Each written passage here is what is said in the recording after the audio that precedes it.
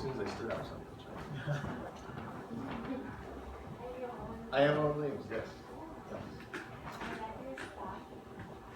You ready?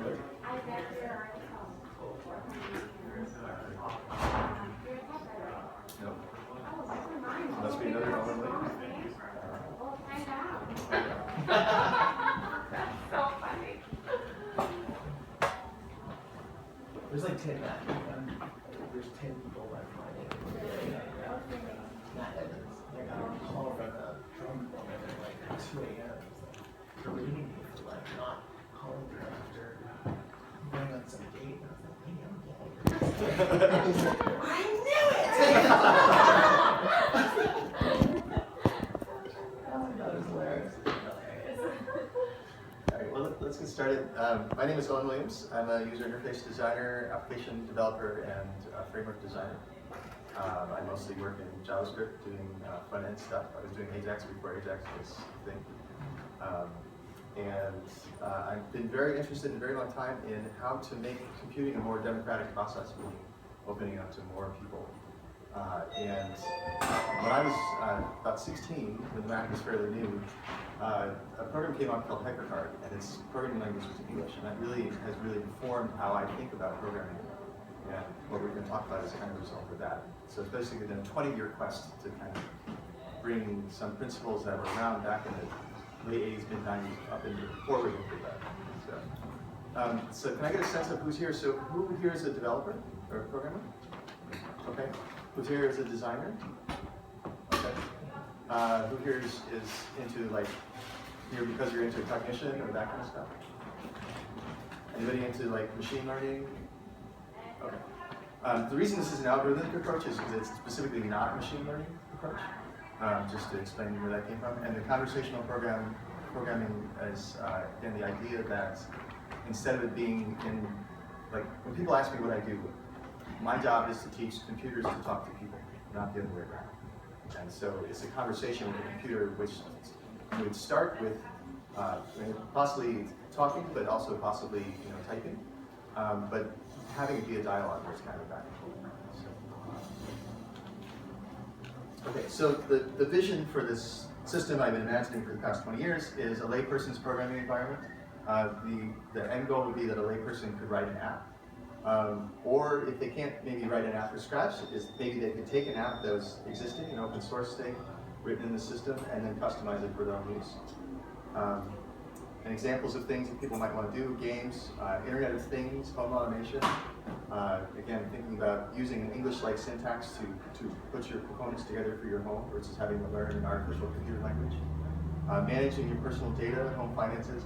My mother was a shell collector, and she had a little file maker program that she made for her shell collection. That would be a perfect example of this. Like, there's no way somebody can afford to make that and sell that product, but maybe you could take a collection thing and really customize it and get it to be exactly what you want. And then finally, in the more commercial vein, the idea that a IT department who's creating software for a company would be able to create it using an English-like syntax so that the business owners could, the business stakeholders could actually go in and look at the logic and actually understand what's going on and feed into that process. So parts to kind of figure out. The idea is that you're using a drag and drop application to assemble your pages, to create your components, to throw your components together. Then you have an English-like language for the app logic. And again, the goal is to translate human language into a computer language. Right now we're starting with English. There's no reason this could not apply to any language, any computer language. And we'll talk about that a little bit more. And right now it compiles into JavaScript because that's mostly what I work in. But again, there's no reason that this is limited to JavaScript at all. A couple other parts I'm going to concentrate on this second one, the English of the app logic. The layperson-friendly data model, that's a big topic. But I'm kind of talking about the parsing, and then there's the whole concept of what is the meaning of what you're trying to do. So I'm trying to understand what the words are, and then what the words should do is another question, which I'm not really going to get into too much tonight, although I'd love to have a discussion about that afterwards. And then the final piece that I see is having a marketplace for apps and components and language extensions that people could download. Ideally, a bunch of this would be open source, some maybe prepared. So you could say, oh, I want time zone support, and then you grab this library, and all of a sudden you've got this new capability of not just a new API, but actually new language structures that you can use within your application. So, if I'm going too fast, please stop me. Okay, so why would you want to program in English? So I would assert that even if a layperson couldn't write a program immediately, if the program was written in grammatical English, they would be able to read it and understand it. And I think that's a really big thing. That people really don't want to do math. Curly braces and semicolons and all that kind of crap in our computer languages just turn people off so quickly. And the concept of, oh, it's just English leads to experimentation. Like you're looking at something and it says this is that. You're like, oh no, this is not that. Your brain immediately can go into extending it and working with it. There's the concept of literate programming. Is that who's familiar with that? So literate programming kind of turns the idea of programming on its head, where traditional programming is a bunch of code with little comments in the middle of it. And literate programming is a bunch of comments with little bits of code. And so actually having the document that is your program actually tell a story, and then you just insert the little bits of dynamic code that you need.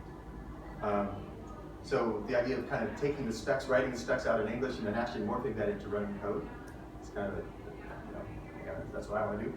Makes the code self-documenting, and I note that maintenance and extension of code is 90% of the time we spend with code. So taking it and making it in as high level of language as possible, it makes it more likely that you'll be able to do more with it, to understand it. And then what I'm seeing as I'm looking at the current landscape, especially in the front end of the web, is that things are moving toward functional programming and trends that really make things less accessible for a layperson. They're getting more mathematical. And the advantage is they're more mathematically provably correct, but that again is knocking more people out of the equation. Less people will be able to use the systems. And then finally, talking interfaces are coming. We're already talking to our phones. I would love to be able to program on my iPad or my iPhone, without typing constantly, and being able to, kind of interact, like to listen to the code. Curly braces just aren't that cut. Nobody wants to listen to that. So. Okay.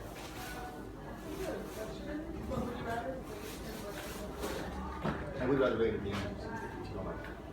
If there's something that's completely unclear, then feel free to stop.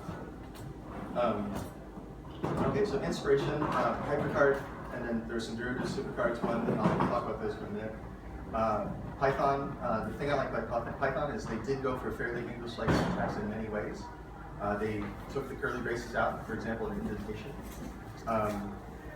Inform is a system for interactive fiction, so like Zork, if you guys remember that back in the day. And they have a really great English language parser as part of it, where you're describing these rooms and these things in the rooms, and when I touch this thing happens. They've done a really great job in this very small domain of making a very English-like system. And I highly recommend if you're interested in this and taking a look at that. The concept of literate programming I mentioned, and then just in general the work of Brett Victor. Who here is familiar with Brett Victor? He's really one of the most innovative thinkers in terms of humanizing interface. He does a lot of stuff visually. He's not doing as much stuff with kind of a textual representation. But I find his work really inspirational, so I highly encourage you to take his work. Okay, so HyperCard in particular, it was the first non-programmer programming environment. It came out in 1986, like 2 years after the Mac came out.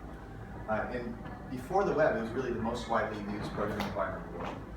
And it's had a very simple mental model. So this is back when the Mac screen was about this big. And so the model was that you had a stack of index cards, a stack of 3x5 index cards, and you were flipping through those on the screen. And it just made sense, Another significant thing is it had this English-like syntax, which is somewhat the model of some of what I'm doing here.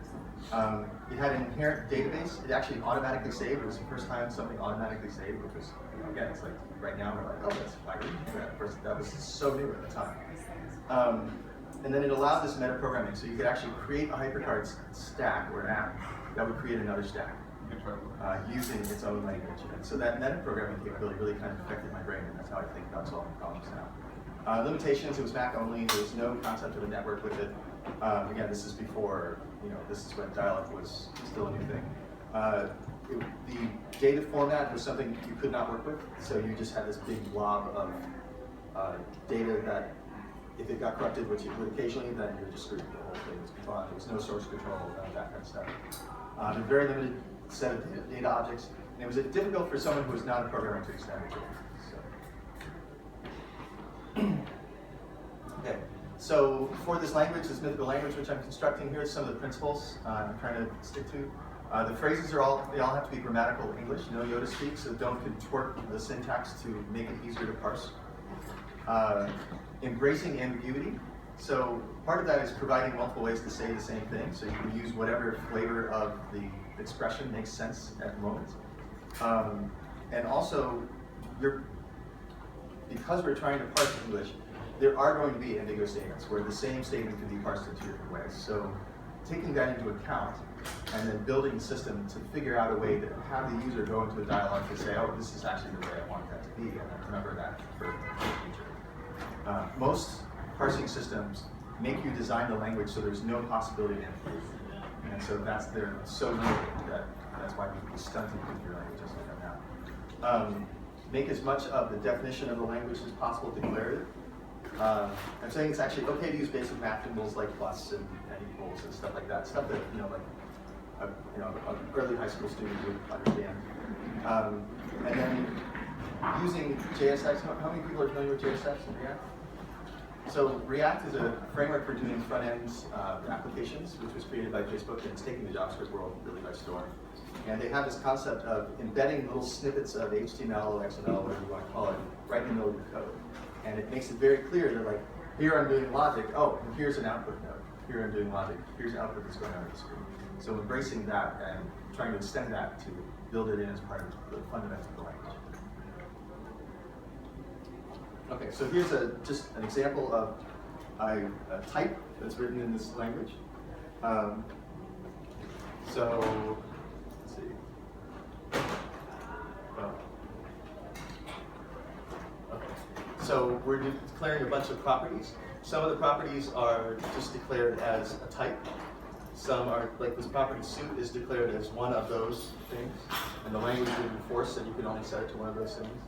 The color is defined as a derived value, and you can see, like, even if somebody couldn't write that initially, they should be able to read that and understand exactly what's going on. And if the logic was wrong and it said, oh, if it's one of clubs or hearts, somebody who didn't know programming would be able to read that and understand what they wanted to change, how to change it.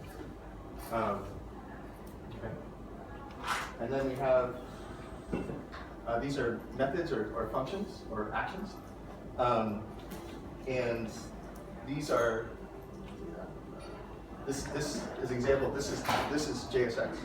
So this is actually an expression that would be used to render nodes in a web browser to create this interface.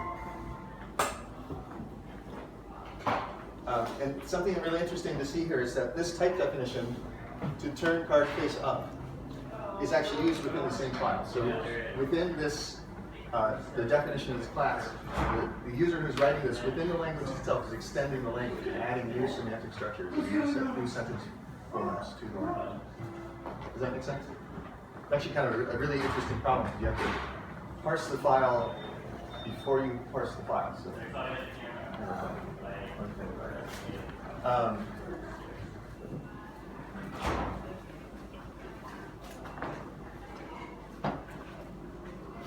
So, I'm calling this version 2.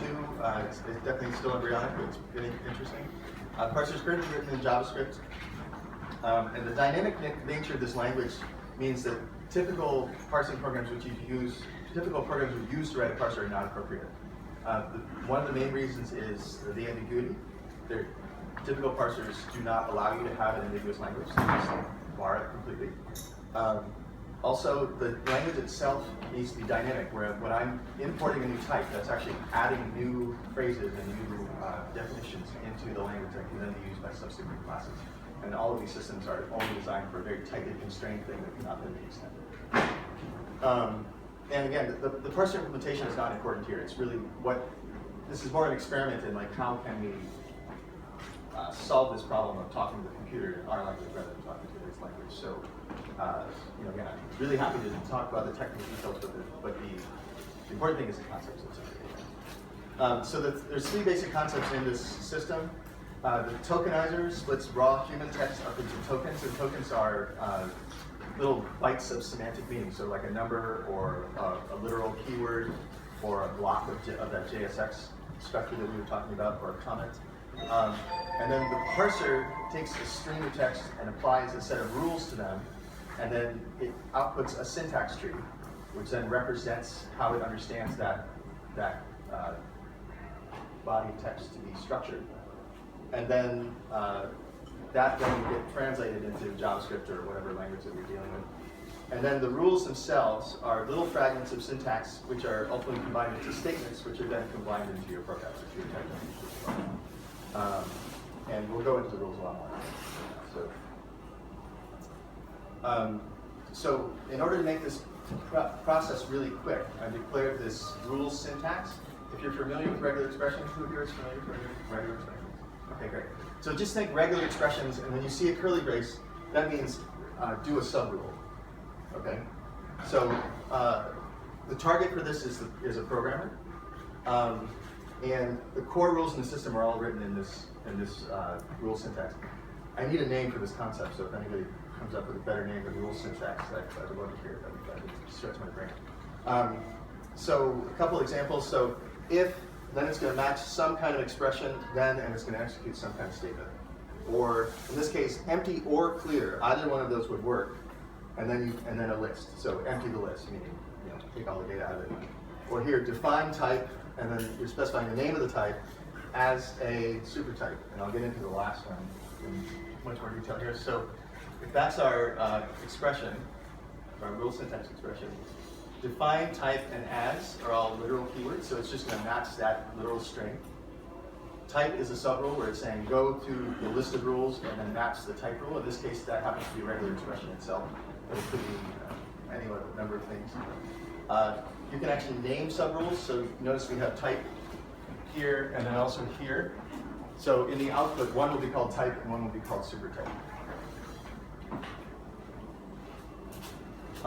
The expression with the bar there, a or n, is an alternative. So either keyword would work in this case. And if you define two rules with the same name, like if I was to define type twice, that would then become an alternative, where it would actually automatically match either node that's acceptable for that rule. And then the question mark at the end of this marks the group as optional, that can be present or not, and just like regular expressions, question mark means 0 1 times, star means 0 or as many 0 at n times, and the plus means 1 or n times. So the plus would be, you have to have 1 and then you can have as many as you want. Is this making sense? So nodding, okay, good. Let's see. Oh, that last time. So that rule would match the text define type card or define type employee as a person. And the syntax tree you would get is this, basically, where define type, a type, and super type, the blank person here. So then you would then write a tiny bit of code here, which then takes those variables from that you got as input and then outputs JavaScript. Or again, it could be Swift, it could be Java, it could be Haskell, it could be anything.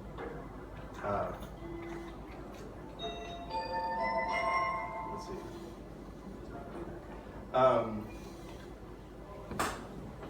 Okay, and something I've noticed recently and am working on very soon is if you look at the output from, if this is the input line, the output line is actually very similar. And so I'm going to be working on a way that you can declaratively say, oh, here's the output without actually having to write code for the output as well. And again, the idea is some of these regular expressions to be able to jump in and just try to do stuff right away. And again, trying to keep everything as declarative as possible. Right? Let's make the machine do as much work as we can. So, okay, these are the different types of rules. I'm not going to go into this, but if people are interested at the end, we can go over it. Okay, so a unique feature of the system, as far as I've seen, is that we define the parser in layers. So there's like the core layers, and then you would have like layers that you get from the marketplace or that you have a programmer write, and those may be adding new concepts. And then you might have app-specific layers for your application. And so basically each file is a layer, and that way if you have, essentially it allows you to extend the language without a top-level layer polluting a lower-level layer. So if you have a library that's dependent on two concepts, and you introduce something else here, the library wouldn't even see that. This is about it. That part, that was a little bit confusing. Okay. So if you have a top layer, right? So let's say we've got a core layer which is defining list-like functionality. Right. And then we have another layer that's dependent on that, right? And let's say I have my own, like an application-specific layer that maybe also is dependent on the list-like layer. This piece of core functionality won't actually see my layer, my thing over here. It's a way of So you're keeping just looking at dependencies basically. But so I guess what I'm wondering is like if you have one layer that depends on another layer, right? But their English structure is identical, but they have different functionalities. Then there's like a conflict here. Then we get, Maybe we're about to that's get into a little ambiguity. unrelated, so I don't want to jump ahead of myself. Okay, we're about to get into ambiguity in a second. So that's actually one case where the layering is actually interesting, because you could say, oh, I've got an application-specific way of interpreting this versus a core way of interpreting this. So I'm going to favor the application-specific way, although there should be a way for the programmer to go and say, oh, actually, no, I want this one. Right? And I'll get into the possible differences.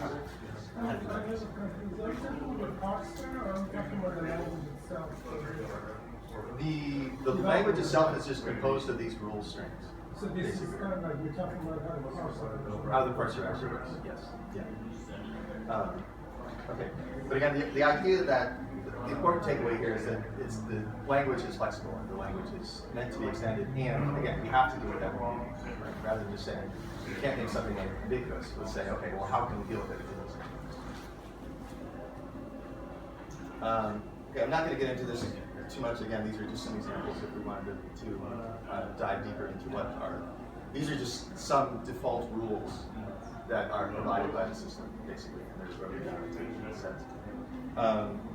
Okay, so talking about JSX a little bit. So when you hear JSX, just think XML plus data types and embedded in another program. That's really the high-level way I think about it. And the idea, again, is that we're using this to express components, visual components that we can kind of create on the fly. So it's like we're making our own HTML tags up and we're sticking it right in the middle of our code. And again, this is something that Facebook has really pioneered, and it's working really well, and people are really embracing it like big ways. So why JSX? HTML has proven a relatively easy format to teach. I was able to make a little website for my mother in HTML, and she was actually hacking it, by herself after 3 hours of instruction for several years. So in practice, we're actually going to use a drag and drop editor to create these components and to put our pages together and stuff like that. But then what I want is I want the format that that's stored in to be human readable, so that you can actually go in, and if it's faster to you go and hack the XML directly, go ahead and do that. But for most people, it's probably better to do the drag and drop piece. And also within the code, it distinguishes the output from the internal manipulation of data. So when you see a JSX block, you know that this is going to be presented to you, which to me is important. So, and one of the things I'll talk about is I'm looking to unify. Right now, to do web programming, you have to know HTML, CSS, and JavaScript, and they each have their own very different syntax and methodology for working. So I'm trying to figure out a way to kind of unify those. So here's an example of a possibility. And again, this is part that's probably the least thought through of everything we're talking about today. So I might, using my drag and drop editor, create this. So if I'm creating a solitaire game, the foundations are where the aces, where you would move the cards up to. So I create these 3 piles, and pile is something I defined somewhere else, or maybe gotten from the marketplace, from that library. So this is how they're represented within the page. And then here's our CSS. So we say, when you see a pile, then add these properties to it. When you see a pile with type equals foundation, and notice that this syntax is the same syntax as up there, as opposed to CSS, which has a completely different syntax for no apparent reason in my mind. Then this is adding additional rules. So again, it's trying to map these concepts into the same kind of semantic namespace. Okay, so what's working now? We can tokenize natural language and these JSX expressions.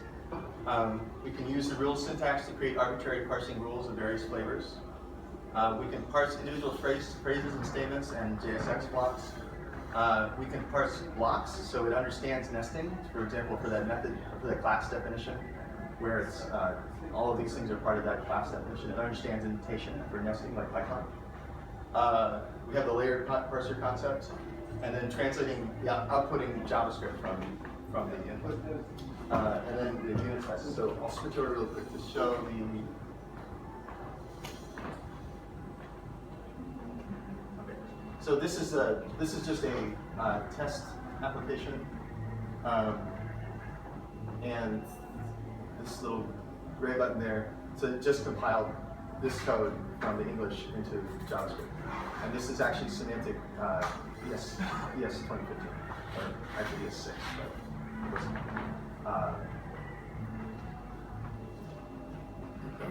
and again, the actual text is certainly, the actual text that you're writing here is certainly improving, but the idea of having this easy way of declaratively saying, hey, when you see this, I want to output that, that's kind of interesting.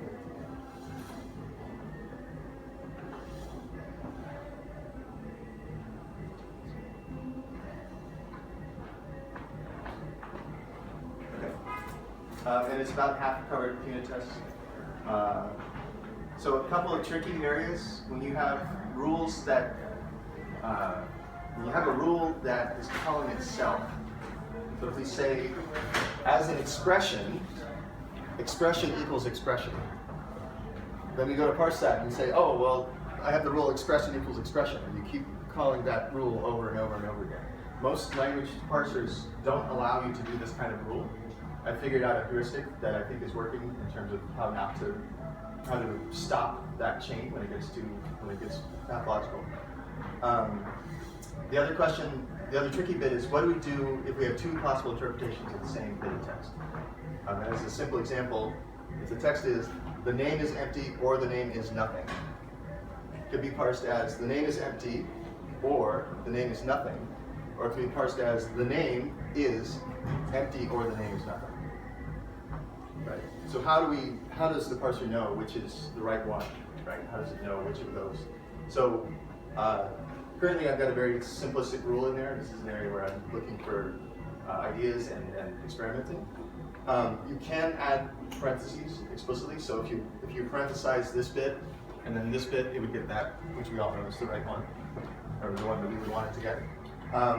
What I'm thinking of as an interface is it could pop up a UI where it would show them the sentence tree structure, or the multiple sentence tree structures, and say, which one did you want, basically. And so the trick would be getting that so that an end user would be able to see that kind of sentence structure and not get freaked out, right? And then somehow we have to remember that choice in the text so that we'll make the same choice again later for the parse file. So, okay, so future directions, short-term stuff. Declaratively specify the translation rules, as I mentioned before. So again, just the idea of writing as little code as possible. Pre-process the files to extend the language. So that was when you said to turn card over, and you could use that within the same file and subsequent files. Where it's actually the end user being able to modify the structure of the language. The sentence diagramming language I just mentioned. Right now, it's basically kind of it's in a hacker tool kind of stage where I can test things in the browser and that interface where you can paste text in there, to see the translation. So actually getting into a service where you would be able to use it in a JavaScript library to say, here's some text, and actually getting backlinking code. We're pretty close to that, but it's not quite there. And then I would love to get a group together who's interested in discussing the syntax, like what should it be, should you have to say define type, or should you just be able to say type is blah, that kind of English thing. I'm very interested in that. And the nice thing again is because it's this declarative syntax, we don't necessarily have to have one right answer. Okay, and then longer term, I'm thinking this needs to hook up to a database paradigm. Again, the idea that you're building up a world by manipulating this kind of corpus of information, or this app world, and then acting on that with the language. So I would consider that adding meaning to the words that we've understood. Right? When I say this, what is it? What action is happening within the system? human languages other than English, that initial description of the rule syntax could be Spanish as easily. Outputting other computer languages, and then the basic the parser and tokenizer classes are about, I don't know, 4 files worth of code, so it's very easy to translate into Swift or into Java if other people were interested in using this. And again, ideally the rules would be able to translate between those two languages. Okay, so that's the presentation. Definitely open for questions. That's a link to the class. You can just download it and run it, MIT license. This is me, and I'm actively looking for people who are interested in using this in a project. I'm at a place where having some customers would actually really help me refine what needs to happen next. So if this is of interest to you and something you're doing, please do contact me, and I would love to work with you on this. Okay. Hey. Yes.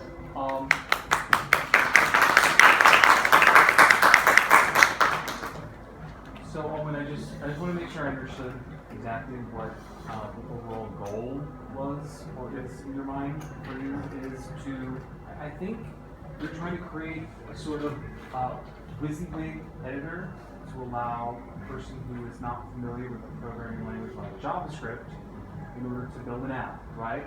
But there may be certain parts of that process where they will have to tell the computer to do something, and you are sort of gearing them towards a more natural English language. Is that kind of what you're envisioning? That is, yes. And this was specifically about that English piece. Okay. I do have some stuff of that drag and drop piece worked out as well, but I just didn't want to put too much into it. Okay. Well, when I was in college, I mean, I'm a fine artist. I went to fine art school. I worked at Apple as a designer. Like, I'm no programmer at all, but like, I use HyperCard in college. I don't like programming, but I use HyperCard in college to build a game, like a little interactive Myst-like game. So I mean, yeah, I'm like your mom. You're just like So it's just like your mom. Yeah. So it's interesting. Yeah. To keep up. I wanted that. I'm basically climbing the user. So I have a quick question about, I guess, passing around context. Because like, a lot of ambiguity happens from missing context or so forth. So I guess like that would be really interesting to. Do you have that in mind? I do have that in mind. I have not. There's little stubs in where it says pass context in here, and I'm not doing anything with it. You actually need context in the parsing stage as well as in the translation stage, right? So you might, right now there's an identifier type, or an identifier rule, and there could be, say, a previously scoped identifier rule, where if you're saying x equals y, you can define a new identifier, but if you're using it within the context of anything other than assignment, you would say, oh, you have to have a scoped context, a scoped identifier that's named within your context. So I've been kind of hand-waving that bit, and I'm about ready to tackle it. So if that's interesting to you, I'd love to talk to you about it. So I wrote this article recently about Lego sorting. This guy built a Lego sorting machine where it's like this little like, conveyor belt, and it automatically sends out one Lego at a time, and the machine will scan it through a camera, and it will recognize it and send it into the corresponding barrel.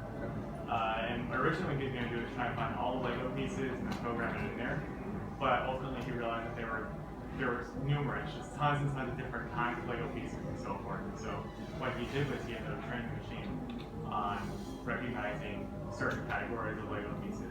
And then using machine learning, because trying to create that himself would have been, from his perspective, it would have been overwhelming, right? Almost impossible. And so it was successful, right? Now he actually has this Lego sorting machine where he bought tons and tons, like literally, like metric tons of Legos and sorted them into barrels, right? Using just machine learning. So I think maybe you could think of it that way, potentially, where you have this conveyor belt of words in the English language, or other languages, potentially streaming in, and you want to be able to potentially apply it into containers of, well, these words go together over here, right? So maybe trying to create the parsing structure and so forth just by hand may be one solution to work alongside with machine learning. I certainly think so. I'm not a machine learning guy, and so that's why, again, this is why it's an algorithmic approach. And I think there's definitely promise in that. The problem with that is you would need very clear inputs and outputs. So you have to create this large corpus of when they type this, they want that. And what I'm trying to do is get this rule syntax as close as possible to that, where you're essentially just the things that you're feeding it are as declarative as possible. Maybe you could do sort of like crowdsource machine learning in a sense, where you say, okay, here's some JavaScript. Like if you could write this in English language, like what would that look like to you? And then you have 1,000 developers that write it in English, and then you feed that to the machine. I don't know. I'm not a machine learning expert. Yeah. It's just like That's certainly a possible approach. Yeah. One thing I like about this is it's actually very traceable. That if you have a machine learning, like a neural network kind of thing, it's hard to know what input, why you got this output to this input, because the machine has done all that. Whereas this is actually very directly traceable. Again, this runs in real time within a browser. So, yes. I want to add something that you talking about.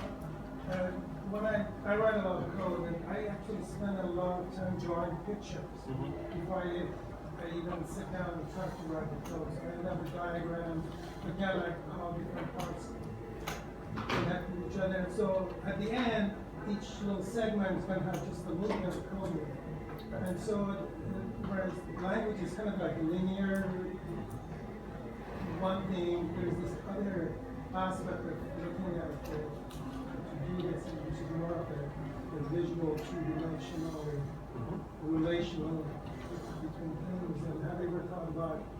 I have actually. I have a little bit. I thought through like the idea of a kind of a movie. Like if I was wanting to get a project like this funded, I thought through a visual movie of how you could be talking to the computer, and it would be kind of defining the card and say your card name. And it's creating structures in 3D space to correspond to this, which would then translate into this language. So what I'm trying to do is get that language so that I can kind of build both pieces. If that makes sense. And I'd be happy to share that with you. If you want anything in your email, I'll share you that. That's good with you. It's actually something I'd like to look at. What is it? There's like there's something that keeps the Apple. I remember seeing like little blocks where you're like connecting. It's kind of like drawing diagrams where you're taking these pieces and you're connecting them with lines and saying this goes to this. And I forget what you have that program. Automator. Was it? Automator. Automator. Well, Automator is more linear. What I'm thinking of. What's that? Auto layout? Maybe. Sport composer. Yes, that's it. That's the one. Yes. Thank you. Computer programming too. Yeah. It's like these little blocks that represent specific things. Yeah, that's called, I it's called love a all noodle those things, diagram. and what I want is that the output of those is English, Noodle editor. or Well, English I'm also instruction. thinking about from the perspective of starting to figure out how to do a problem. And it's just breaking it down into, and also the program usually grow. I mean, things are not just slow. And then you look at someone else's work, which is like pages and pages, but it doesn't matter what language it is. It's like you don't know what it means. It's just this one big long thing. It'd be great if you could, for me, to like put in something like a visual mapping image that would like, simplify it. Stay tuned for next year's talk. Actually, just one thing I wanted to say about my goal right now is this kind of drag and drop environment. I think this parsing system is actually not tied at all into that. So, which is part of the reason I wanted to talk about it independently. This is just a generic way of creating parsers, right? Translators. Yes, sir. Are there any like sample programs that I could look at, like examples? The I showed one, but on the Git repo. I will post those in the next couple days. I guess I have one more question. Yes. Did you have any intention of like, I noticed you mixed in some HTML and then like pseudo CSS in there. Is there any intention to like merge that into your own English language syntax so you can structure that? Because it seems, I mean, it's kind of awkward honestly having the HTML and CSS, in where everything else kind of is just like running with English, right? I actually see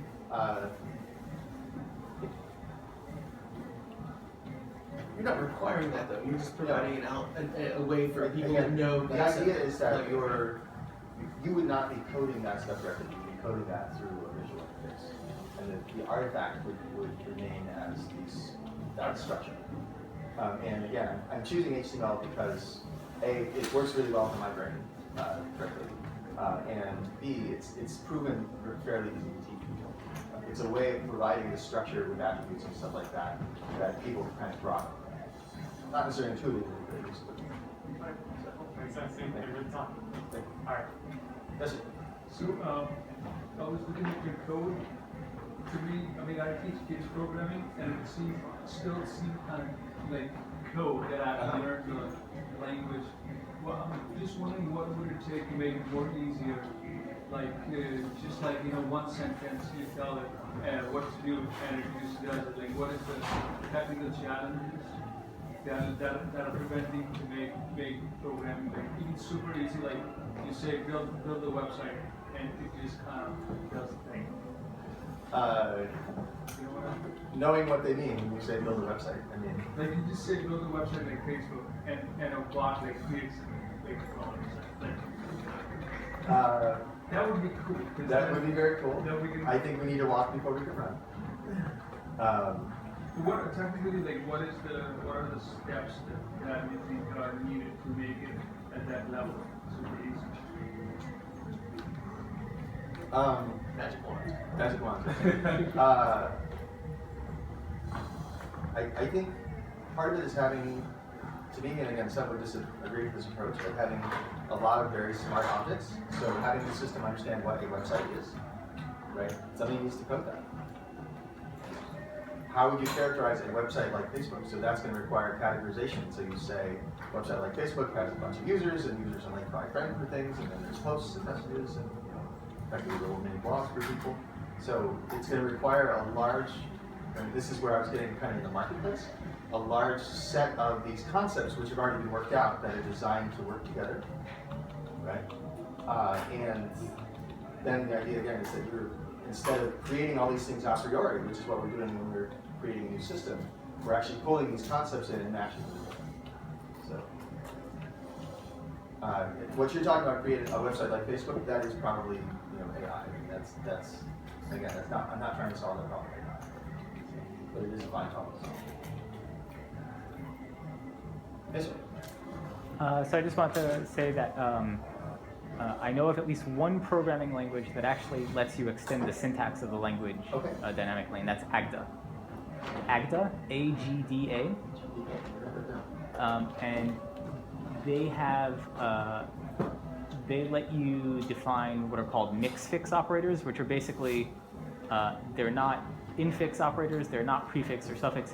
You could put arguments sort of in arbitrary places in the middle of a string. Okay. So you can have circumfix things, you could have things that's on the outside and also on the inside. So mix fix because it's not a suffix or a prefix? Yeah, it's mixtures of fixes, right? And you can define these on the fly. You just, you put an underscore where you want the arguments to go and it defines it. And so they had to develop a whole new kind of parser in order to handle that because, anytime you declare a name, you're declaring a new parse rule, basically.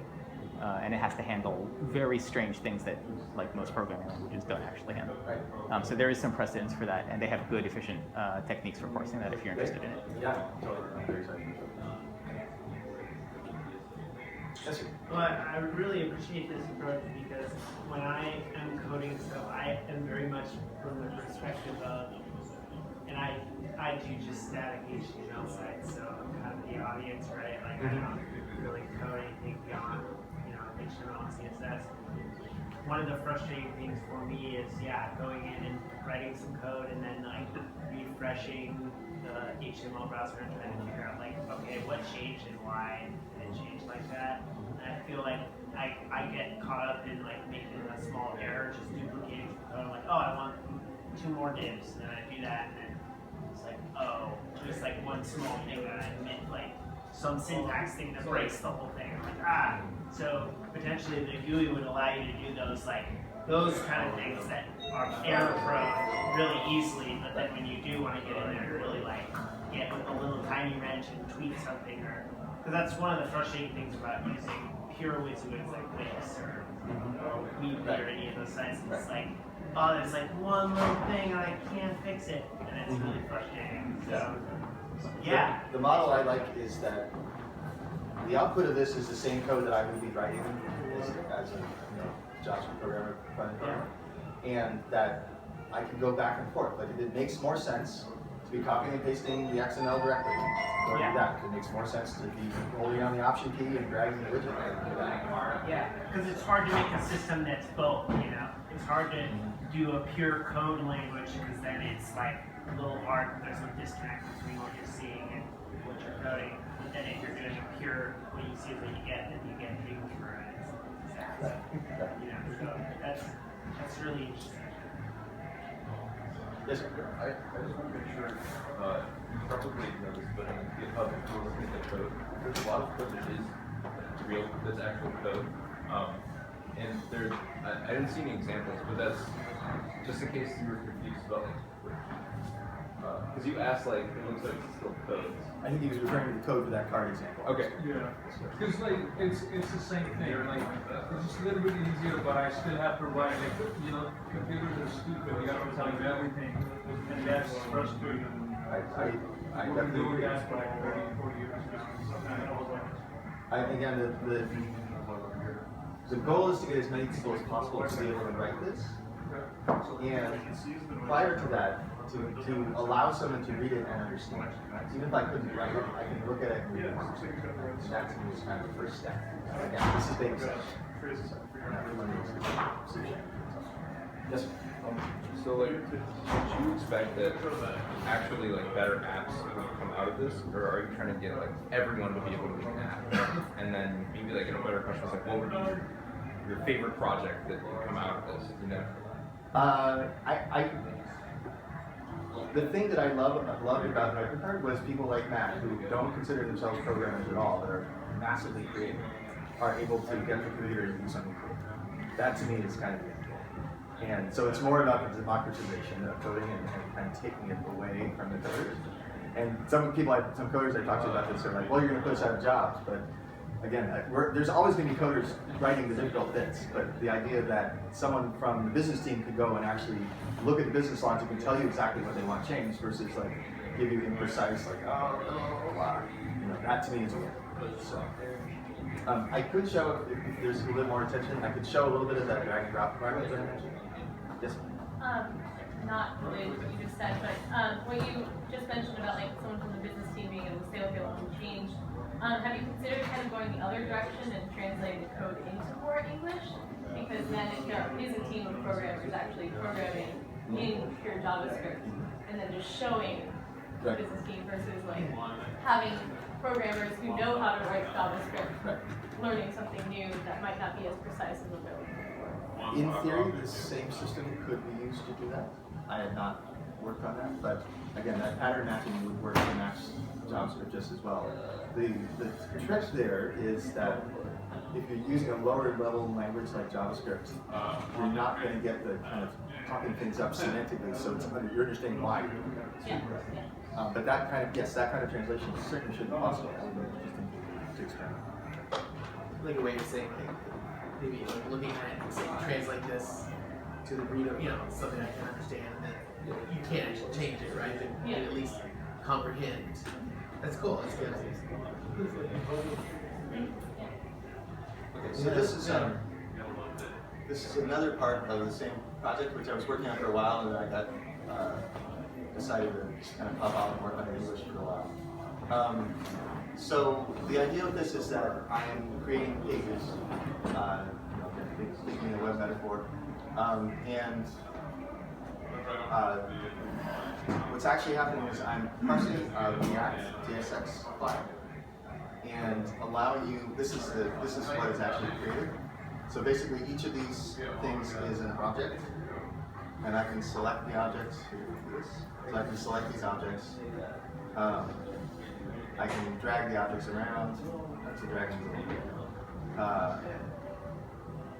those stuff one.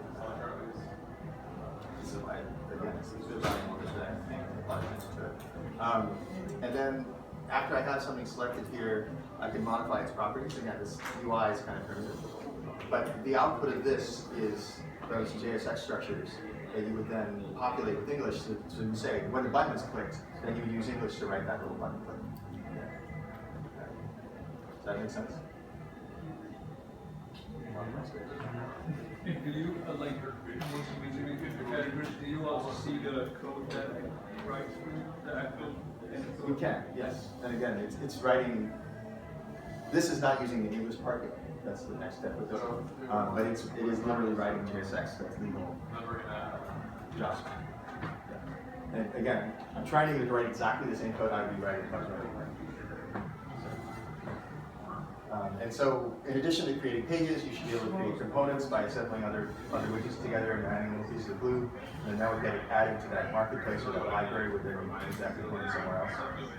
So, yes, sir. Can I give you my opinion? Okay. So I'm a JavaScript developer, so obviously I don't think JavaScript is that hard.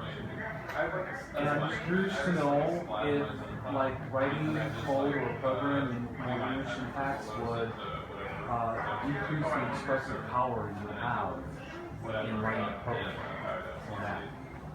I don't necessarily think it would, especially if you had the ability to add new structures to do things that I didn't provide. In my, as I've been thinking about it, what it actually allows you to do is think of things at a higher level. So to me, that's actually more expressive, because you're expressing intent rather than expressing the low level. Oh, I got to write a dot map. Blah blah blah blah blah. So part of this is, like, you can think of things like, libraries like underscore, that kind of stuff, where we're kind of using those as really adjuncts to the language. Those could all be built in as English syntax that then you can just apply to the code that you're writing. So there's an opportunity there, I think, to make it more expressive. And again, the way I'm structuring all this, if it's easier for you to write a JSX component directly rather than do this, go ahead and do it and just import it. And then you can use that component just like you can use a component you created in the system. Could be. Could be. Yeah. It's all experience. It just depends on how many layers are out there, like how big the lexicon is, I guess. And again, that's part of making the lexicon very easy too. And even easier for the end user who's not a JavaScript programmer. And if there's a way for it to prompt you, like what you were talking about, the pop-up of like saying, well, did you mean this or this? Like in Star Trek, they say, like here, take the, the stellar data and parse it, put it in this chart, like it's presented here, and that's a lot of decisions are being made by the computer. But we could say like, well, how many rows do you want? Like, how wide, how big? I mean, that could help relieve some of that confusion. But I guess what you're talking about is like just the breadth of the capabilities, not necessarily like. I haven't run into any concepts I could not express in that way. Okay. So, Because, writing the program is hard. There's a lot of things you have to do. You have to manage the flow of data, state the application, and then you need to connect with the back end, you gotta connect with the network, so all sorts of other things. So I don't know if I would prefer reading code or if I would prefer reading English. But that's just me. That's just my brain. and you're not necessarily my target as the end user, but you may be someone who could extend the system for other people. If your thing is, using GraphQL, maybe making a GraphQL thing where other people could then use that as part of their that would be possible. Yeah. You're gonna try to replace. Like, this is just another way of. Again, this is another way of solving the same problem. But Yeah. Any other questions? All right. Thank you for this fun presentation. Thank you.